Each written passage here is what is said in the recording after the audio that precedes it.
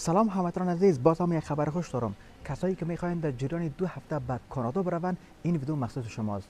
کشور کانادا پلان دارن که در جریان 2 هفته پروسس ویزی کاری را به هموطنانمان یا به افغانستانی ها صادر بکنن. اگر شما میخواین که به کانادا بروین و تمام پروسس کاریتان به 2 هفته شوند، این ویدیو مربوط شماست. شما تمام این راهنمایی ها را ببینین. اگر سوالی داشتین در کامنت و یا در شماره واتساپ من پیام بگذارین.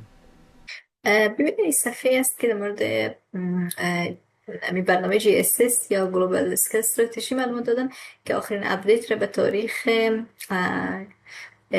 12 نوامبر 2025 نشر کردن که اینجا جزئیات دادن در مورد برنامه کاری کانادا. خب البته ای که کدام موارد را شامل میشه، کدام نکات برای سال 2025 تازه تغییرات ایجاد کردن و شما معلومات میتونم. البته چون این برنامه از قبل هم وجود داشت، اما ای که تغییرات تازه چی است که قرار است در 2 هفته ویزه صادر شود برای کسایی که ویزه کار درخواست میکنن. البته شرایط داره که تحت کدام شرایط و کیا میتونن که در این مدت کوتاه ویزه به دست بیارن. درخواست به صورت آنلاین میشه. افرادی که متخصص هستن و کارفرما به دولت کانادا ایره نشان میده یا ثابت میکنه که این فرد نیست که ما نتونستیم در داخل کانادا با این مهارت فرد را پیدا بکنیم. خب این که کدام بخش ها، یعنی افراد در کدام زمینات تخصص داشته باشه تا بتونن جذب این برنامه شون.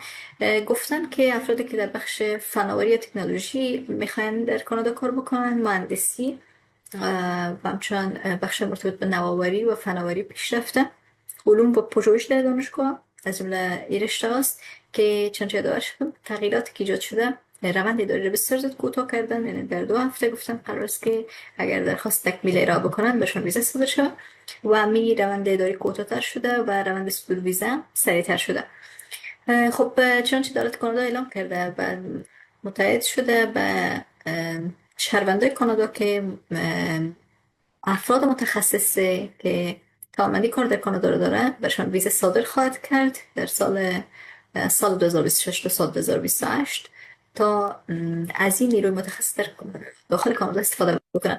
خب به می منظور این تر اعلان شده بر سال 2025 و این تغییرات جدید است که وارد کردن.